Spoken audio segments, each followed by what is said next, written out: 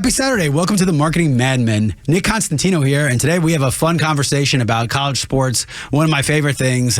Most of you know I'm a Yankee, so this has all been pretty new to me to find out how this world works, and I'm unraveling little nooks and crannies of it as we go. For the conversation, we have Shena Simmons, the CEO of Stewart Simmons, which is making cool gear for chicks. Yeah. I mean, is there a better way to say it? No, that is the best way to say it. Thank you so much for having me. It's a pleasure to be here. So let's get the hard part out of the way first. You're a Florida State fan, which must suck terribly this year. So what the hell happened? What fell apart? And how long does Norvell have? I'm not going to answer any of those questions for you, but I will agree that it's a tough year for us. And so I've been a Florida State fan for many, many years. I'm not going anywhere. But it's tough in the Simmons household. And we're all Florida State fans in my house. So yeah. That makes it really hard. All right, so obviously there's the passion there. So let's talk a little bit about your upbringing, what you go into college, what made you a college football fan, because if you're in Atlanta and most of the Southeast, you understand this, but there's a lot of people that don't have a clue how this all works. So talk a little bit about the upbringing, talk about how you got so passionate about college sports. Wasn't a college football fan until I went to college. Okay. And I went to Florida State for undergrad and loved everything about being there. And for me, it was sports, but it was also just the collegiate community. Yeah. It was academia that I loved, and I very, very quickly fell in love with college football. And that for me is the food and the fashion and everything surrounding it. And so that became a big part of who I was while I was there and who I am now. And, I love being there. I love being on campus, but I love every aspect of it. I love that I can go for a jog on Saturday and see a Florida Gator fan and give them a go Noles and a nice little wink, Like that to me is one of the things that makes living in the South so beautiful. Yeah. And so it's funny. There was just an article that came out. It was pretty much saying, go suck at Harvard because everyone's going to the South because of the pageantry of college football. Of course. And they were mentioning Alabama, and they were mentioning schools that 20 years ago would be like a joke. Oh, you're going to Alabama? Okay. I mean, even Georgia to an extent now, you're talking these schools are impossible to get into. Yeah. And it's not the education. I'm sure the education has gotten better if people moved here, but it has been the camaraderie and the passion and the about college sports. It's the spirit, it's the community, and now we still make it to Tallahassee. I love to go to new campuses. I love to travel and see new schools and what they're like, and they're all different but the same in so many new ways, and so it's all special and magical to me. They are all different, and I think that as most people, what I love about college basketball, for example, a team gets in, even if they get to the dance, the amount of people that Google that school the next day because they don't know where the hell it is, and they find out about that school, and they find out that this is a 3,000 person liberal arts college that, Stephen F. Austin, all these schools that no one has ever heard of. Again, how important. Now, we're going to skip the NIL conversation because I have a feeling it might just all explode and this might all go to crap real fast because of what's going on. So let's skip that. All right. So, but you didn't skip Florida State for me, so that's okay. I didn't skip that, right? Because one won't lead to a very long conversation because it just sucks. The other one will go down a rabbit hole that we do not have time or the effort to go down. So to give you my background very quickly, I went to the University of Maryland. I was there for a national championship in basketball, and I was there when the team was selling 40,000 people. Ralph Fridgen, the coach. We went to the Orange Bowl 2 years in a row. My experience was very different. Just the Northeast as a whole, how you treat sports is different. Yeah. The way the females, the girls that went to college would go to the game is they pretty much rolled out of bed of what they were wearing, got hammered drunk in a parking lot, and then walked into the game. There was no pageantry. There was no getting back we still down. do the same here with the getting hammered drunk, but we look really good when we do it. Exactly. Okay, so that frames it perfectly. So talk about going to a game. Talk about the pop and circumstance that goes to getting dressed, showing your team colors, when to do it.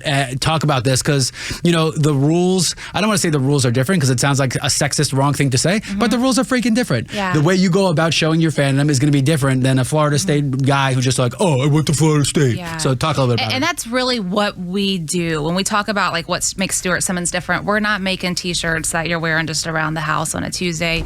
We are making the clothes that you're wearing to show off your school colors. You are going there so that people know that you're the talk of the tailgate.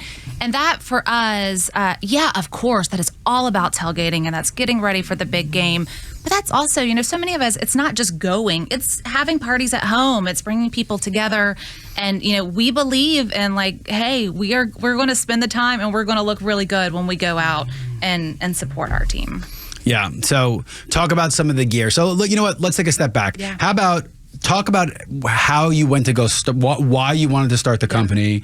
Talk about the process and get yourself sped up today. Because when we come back from the break, I really want to dive into, because the story you're going to tell is the abridged, easy version. And I'm sure there was a lot of hardship in opening your own business and COVID and a lot of things. So talk about why you wanted to start it, what the process was like, and then where you are today. So I'll give you the abridged version. My background's in finance, which has nothing to do with fashion. Okay. I'm a finance major as well, so we share that. Okay, good. So I spent my life in corporate finance. Okay.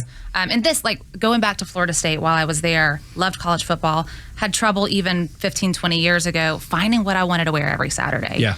And I found myself after I graduated and I was working in finance, and I still wanted to go to the games and I still wanted to buy stuff every year. And there just weren't good options for women. And women are more than 50% of the kids that are at school, right? Yeah, it's wear a small men's shirt was pretty much your option. Exactly. Go to Marshalls with the and Florida State head on it. There was Yeah. nothing special about it. And so I thought for sure, there had to be something that we could do that was different. Anyways, fast forward, I'm working corporate America. I had my second child, so I was on maternity leave. And I just had this time to kind of reflect. And I was like, hey, I had really good corporate job. I didn't love what I did. I didn't love where I was going, and I knew I was going in that career. And so I just started thinking hey, is there an opportunity for me to do something about this gap in the market that I know is there and I know has been there since I was a college football fan? Yeah. So I went in and quit my job, and I figured out how to make clothes, and here we are 8 years ago. So that's the really short version, right? I had no idea what I was doing, but we figured it all out. And I have to imagine, you're talking about more than what it looks like. You're talking about the fit. You're talking about the material. There's just so much more. I find it fascinating that there's no even men's brand that came out with a real medium. There's small, there's medium. That's 3 sizes for a huge There's companies that have been population of around people. for 50, 100 years that are still figuring out size. They're still changing But you know every what I'm year. saying? Oh, The absolutely. fact that I have to go and be do I want a small or a medium or large? And I have to think about this. Yeah. Right? It's frustrating that we haven't figured out a better model to do this. And I have to imagine that it's even harder for women to do this. Of course, right? Because we're not, I don't want to say as basic as you men, but come on. I mean, why? Oh, I'm basic. You can say whatever you want. Yeah, we're not just doing polos. You're And me. how hard should it really be to figure out how to make 6 different sizes of a polo? The can't exact do same that. polo in different colors. No, that being said, we've gotten much fatter as a society. That so is true. now we have Things have 6XL versus 1XL. That So we is figured true. that part out. Yes. But we haven't figured out there's a difference between a medium and a large. Also, in fashion, clothes are such a small part of the business, right? It's everything else, and it's trying to figure out where we're going to make them and how are we going to market and how are we going to have fulfillment, all these pieces that I just knew nothing about. And so we've kind of So you're now in, I read, 350 retail locations. probably a little over 400. Yeah, we have 34 schools that we're partnered with. You do your own e-commerce. You have the intellectual property rights to these schools, which is a daunting task in itself, and we'll talk about that. So are you Southeast only? Talk about where the company stretches. So so we really start. I mean, and I know you said we'll get into that. I didn't see Maryland on your list, Not so yet. I'm pissed off about Not that. Yet. And let me tell you. So last year we had 14 schools. This year we expanded to 34. So we're really in this growth mode. Every year we're adding new ones. We started and we begged and pleaded 2 schools at the very beginning, and it was Florida and Tennessee.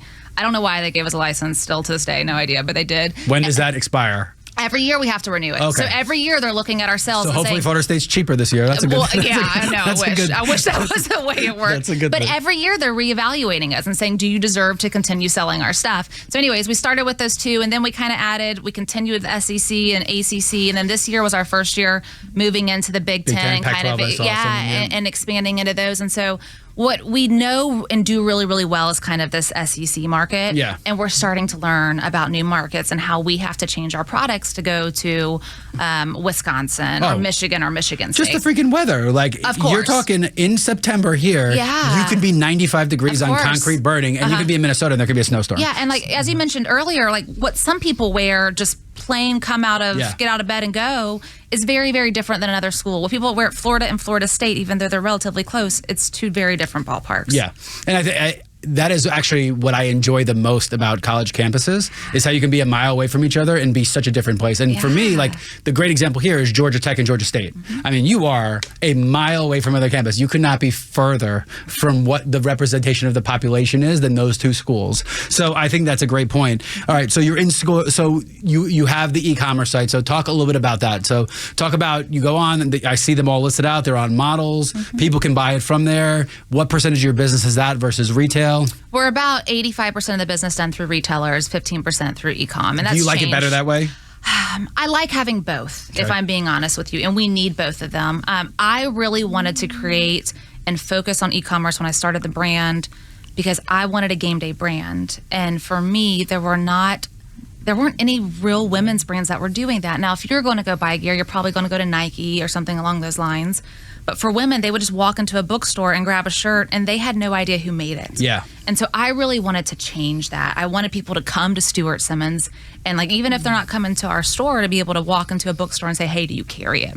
Yeah. And so it was really important to me that we have e-commerce, that we're connecting with our customers directly, that we're working. I mean, we pay a ton of money in photography and models, and you just don't see other brands doing that in the game day space. Yeah, and I think that, part of the experience it's the experiential part of this is so important, right? And buying something online isn't the same experience as going into a store, because you go into a store and you're probably around people that have the same passions, and that makes that part of it, right? So but at the same time, you want your customers to have access to what they want when they want it. So you need the e-commerce as a backing. You do. And I think as the brand grows, I'm sure there are other opportunities for pop-ups and collaborations and the experiential stuff, because that's the other line you see now. Everything is a collaboration. So, unfortunately, it probably means it's not going to be cool in 2 years because we're going to be behind the curve, but everything is a collaboration. The collaboration, all it means is they're going to charge you 60% more money for the exact same article of clothing and put X collabo on it. So we're going to get back. We're going to talk about a little bit more about just what the intellectual property navigating is, like all these things, because I think there are a lot of people out there who think, oh, that'd be cool, and don't know what the trials and tribulations that went into it. So you've been listening to the Marketing MadMen on Extra 106.3, and we'll be right back.